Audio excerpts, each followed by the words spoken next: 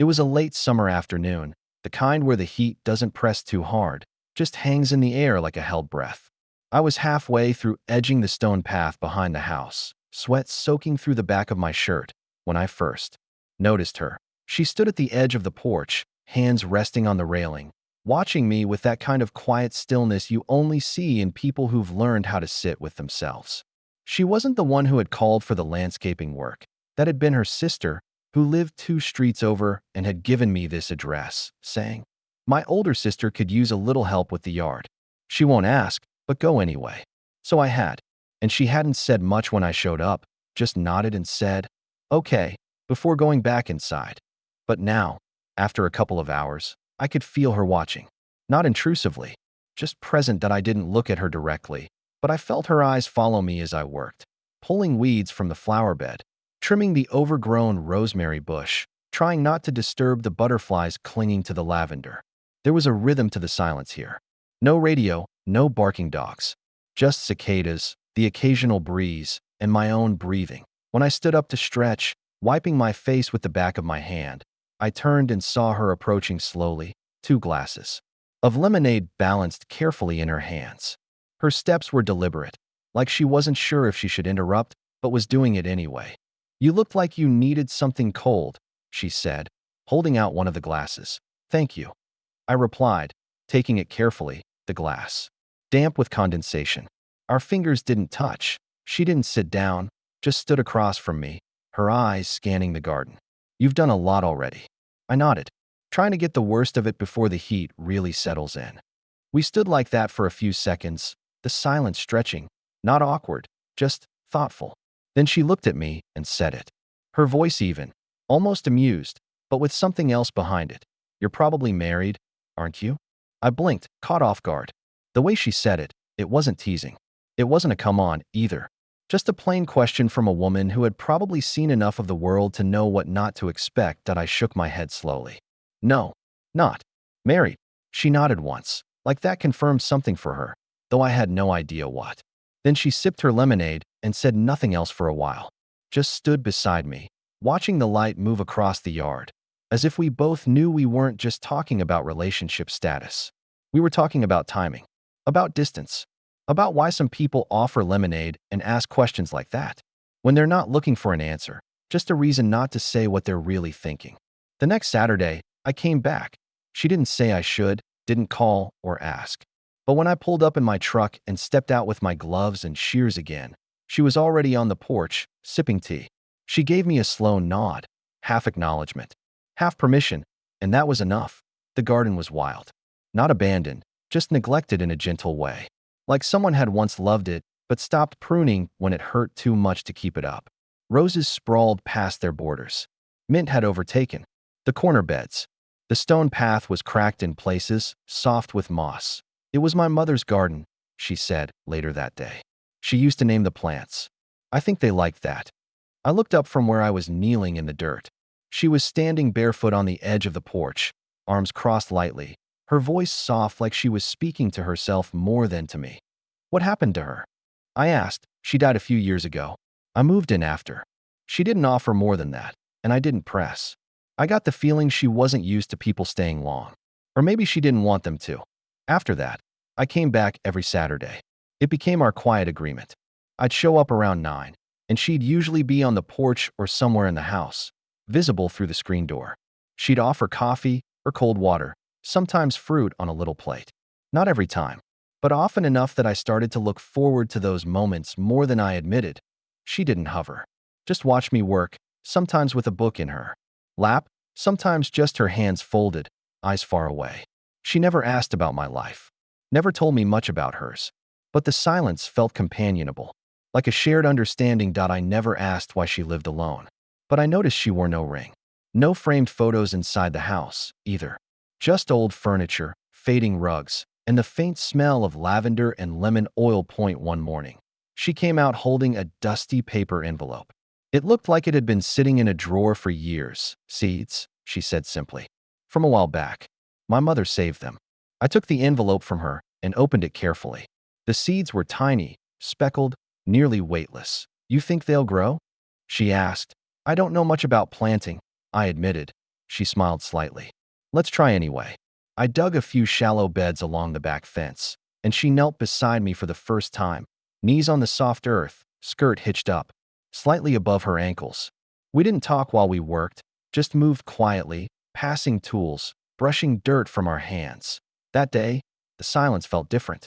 Less like absence, more like a beginning. The first time it rained while I was there. I'd just started trimming the fig tree. The clouds had crept in slowly all morning, but we both pretended not to notice. By the time the rain broke open, I was soaked. She called out from the porch, waving me in with a towel already in her hands that I slipped off my muddy shoes, walked onto the wooden porch barefoot, and let her toss me the towel. It was old, clean, soft, smelled faintly like her. Sit, she said, nodding toward a wooden bench beneath the awning. You'll catch cold. I sat. The rain was steady, washing the air clean. She brought out a pot of tea in 2 mugs and sat beside me, just close enough that our shoulders almost touched. I used to be married, she said, after a while. The way she said it, I didn't respond right away. It wasn't an invitation, just a fact she decided to share. Did he? No, he's still alive. Just not mine anymore. She didn't sound bitter, just tired that we sipped tea in silence. My wet socks clung to my feet, but I didn't care. She stared out at the garden like she was remembering it as it used to be. The garden doesn't need saving, she said. But I liked watching you try. I looked at her. Her profile was soft, the lines around her eyes catching the gray light. I didn't know what to say to that.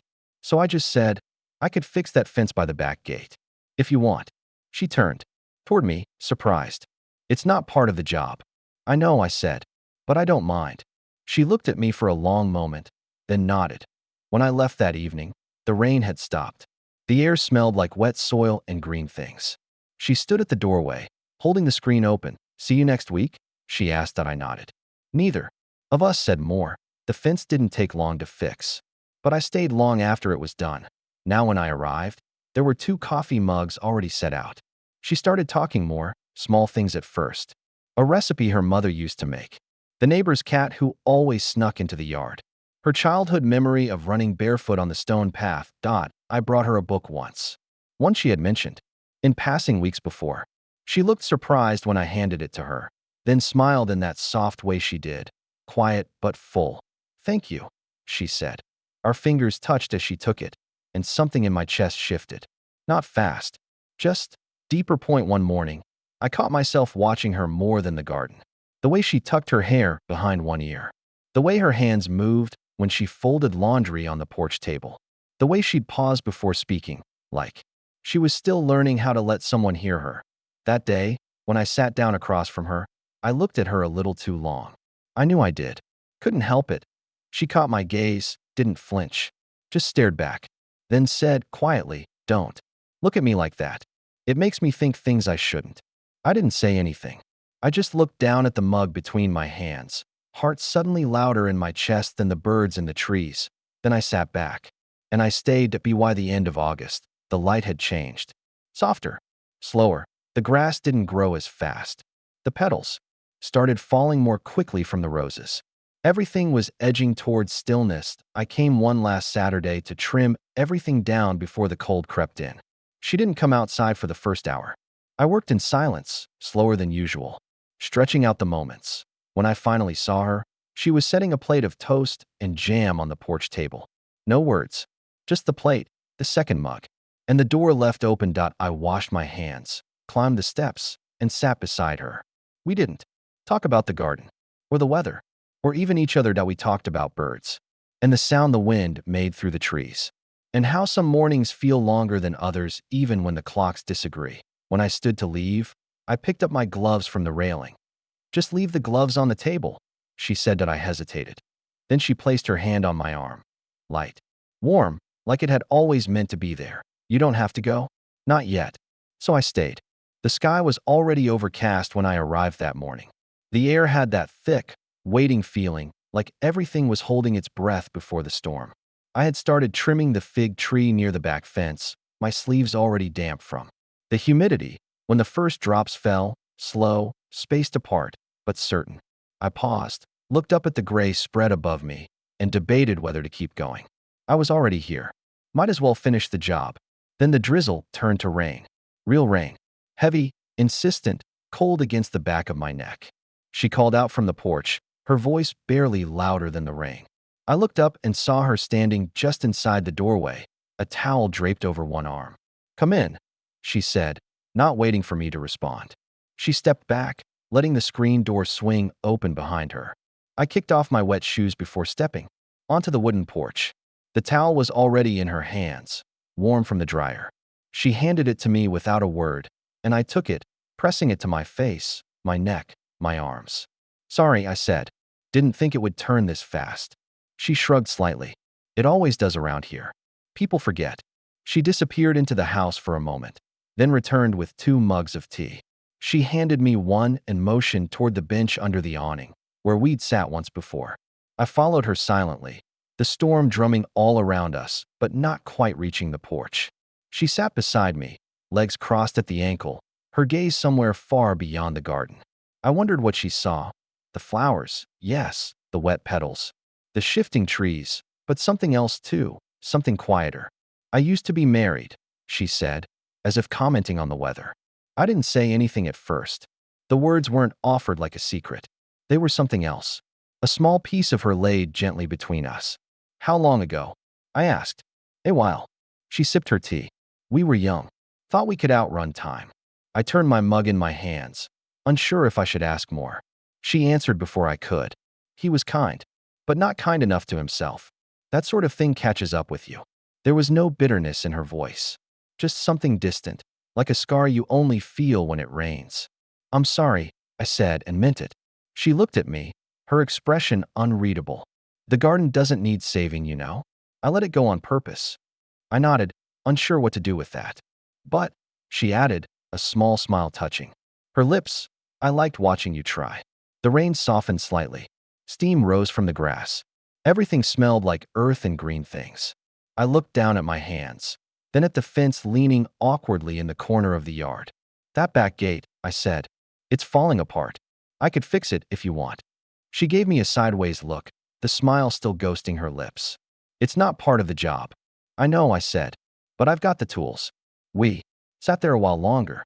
She didn't say yes, but she didn't say no either. It was enough. By the time the rain stopped, the sky had turned that soft post-storm blue. I packed my tools, picked up my shoes, and stood at the edge of the porch. She held the door open again. "See you next week?" she asked. I nodded. That was all. Neither of us said more. The screen door closed behind her with a soft click. I stood there for a moment longer, the smell of wet soil still on my skin, and realized I hadn't wanted to leave. Not really. The fence only took 2 visits to repair. A few new boards, some tightening of the old hinges, fresh paint that didn't quite match but looked intentional once it dried. After that, I didn't have much of a reason to come back. But I did. She never asked why, and I never said.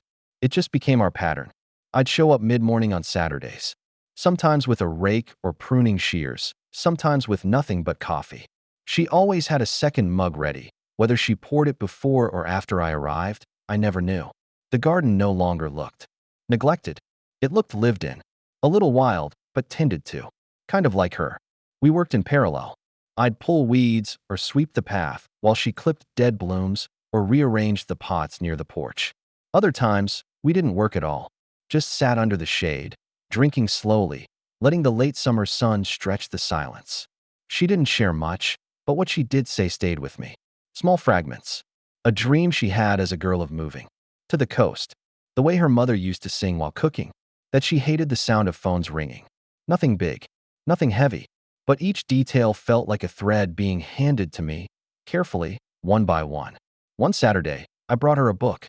Weeks ago, she had mentioned it in passing, something her mother had read to her, long out of print, but she used to fall asleep to the rhythm of its words.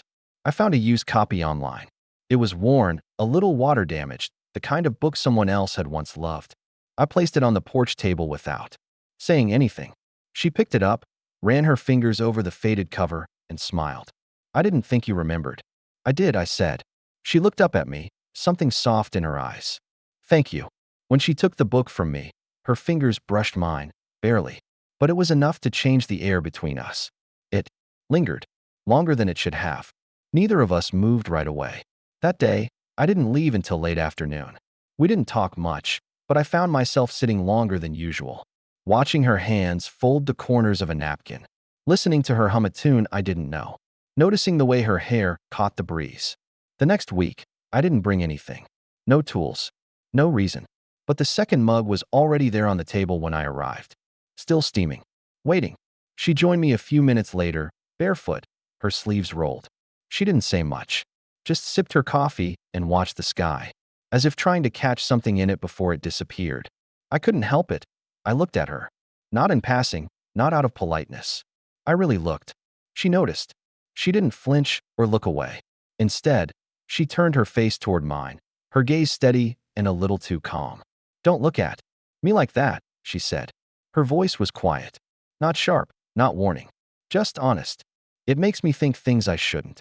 I looked down at my mug, unsure what to say, the heat in my chest louder than anything in the yard. I felt like I was standing on the edge of something without knowing if I was supposed to jump or back away. She didn't say anything else. And neither did I. I just stayed. Sat beside her as the breeze shifted the light across the table and the sound of the wind moved through the trees like it was speaking a language only she could hear. The last Saturday came with a certain kind of light, golden, thin, and tired. The leaves had just started to turn at the edges, that quiet rust before the fall truly begins. I knew it was the last time before the season changed. She did too.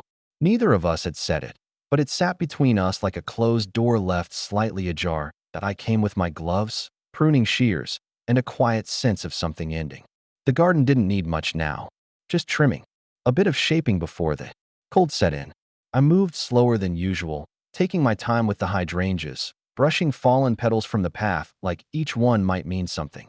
She didn't come out at first that I figured maybe that was how it would be. That maybe this time would pass in. The same silence we had built over the summer.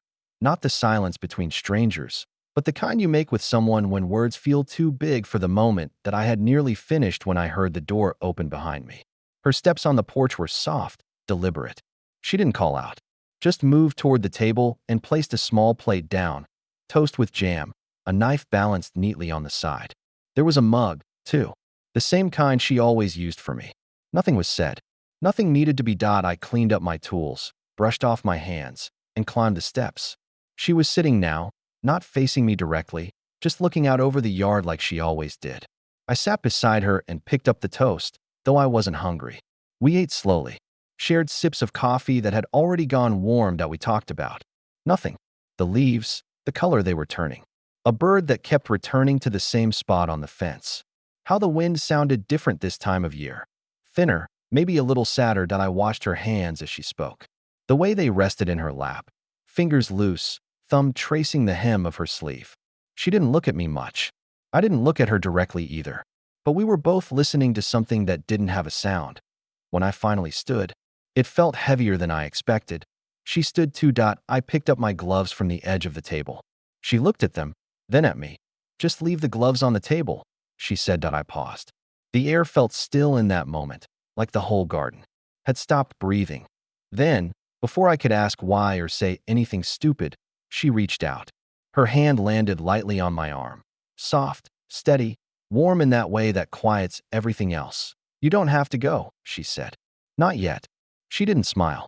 She didn't look away. Just let her hand rest there. I didn't move. Didn't speak. Just let the moment stretch long enough to mean something. And I left the gloves where she said.